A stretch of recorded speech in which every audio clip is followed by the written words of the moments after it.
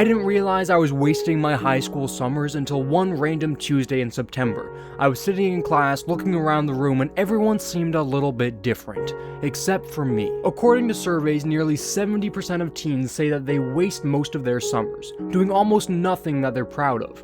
And I didn't believe that at first because I thought I was different. I thought I just needed a break.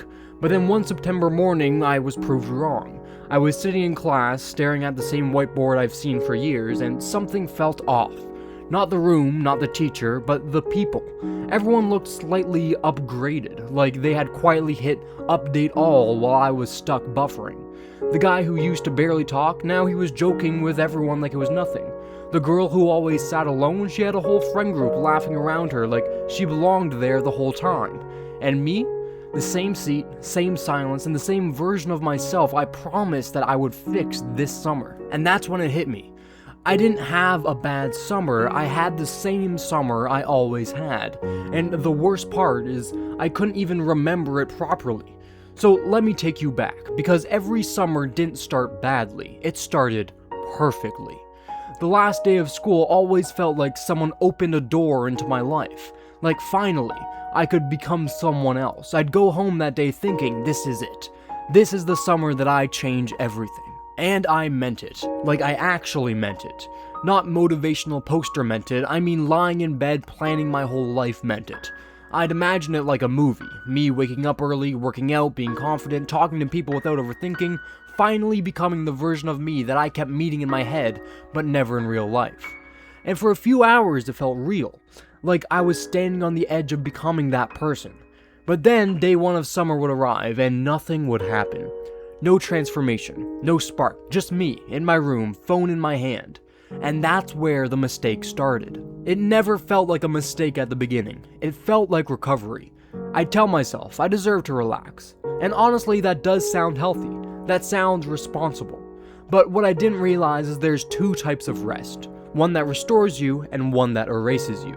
And I wasn't resting, I was disappearing. Slowly, one day at a time, I'd wake up late, tell myself I'd start the day off properly, and then I'd open my phone for a quote-unquote minute, and that minute would stretch, then stretch again, and suddenly it's 3 p.m. and I haven't done a single thing that exists outside of a screen. But the craziest part, I didn't even feel bad yet, because nothing had gone wrong, I was just delaying my life. And delay is dangerous, because it always feels safe. It always says you still have time, so I'd scroll, not even enjoying it half the time, just watching other people live their lives. Trips, friends, jokes, confidence, lives happening without me in them. And I'd think, I'll do something tomorrow. But tomorrow is a trap disguised as hope, because tomorrow never arrives with pressure, it arrives with permission. Permission to stay the same. And that became my pattern. Sleep, scroll, eat, repeat. Tell myself I'd fix it next week, and every week I believed it a little less. But here's the twist that I didn't notice at the time. Summer wasn't being wasted in one big decision. It was being lost in 1,000 tiny decisions. Not going outside one day, not texting that person, not saying yes to those plans, not trying because it might be awkward, not starting because I might fail, and each one felt harmless, but together, they built a version of me that I didn't recognize and I didn't like. Fast forward, August. That weird month where the air feels a little different, like time is packing up its bags. That's when panic starts to kick in.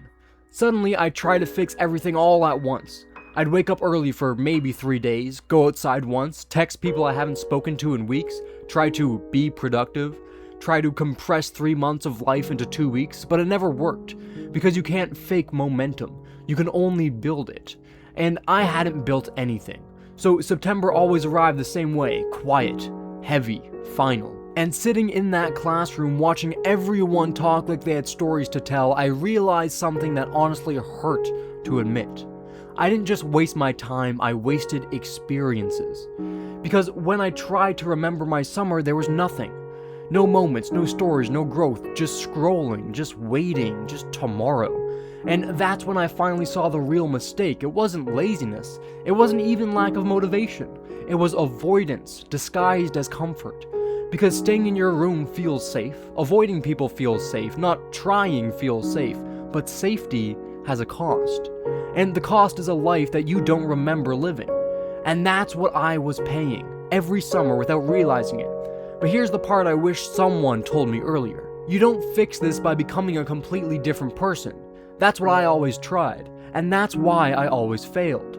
I tried to become a different version of me, a perfect version of me overnight. Wake up early, work out every day, be social instantly, fix everything all at once, and when I couldn't sustain it, I'd quit everything. Because I thought failure meant that I was broken, but real change isn't that dramatic. It's barely noticeable while it's happening. It's choosing one uncomfortable thing after another, and then another and another, even when nothing feels different yet. And slowly, something starts to shift. Let me tell you the moment I started changing. It wasn't a big decision, it was a question. Instead of asking myself, what will make me better? I started asking, what will I remember? Because that question changes everything. Scrolling, forgettable. Another day avoiding people, forgettable. Saying yes to something awkward, remembered. Trying something new, remembered. Getting rejected, remembered. Laughing with someone unexpectedly, remembered. And I realized something important. You don't remember comfort.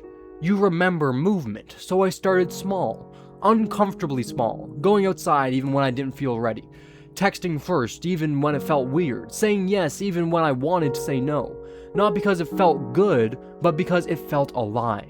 And yeah, it was awkward. A lot. But awkward becomes a story becomes a memory, and a memory is the only thing that makes time feel real. So if you're watching this right now and summer just started, or maybe it already feels like it's slipping away, you still have something most people don't notice until it's gone. Time that hasn't been written yet. And one day you'll sit somewhere again, same kind of room, same kind of silence, and you'll realize something, that the question was never, what did everyone else do this summer? It'll be, what did I actually live? And I hope your answer is something that you can remember without trying.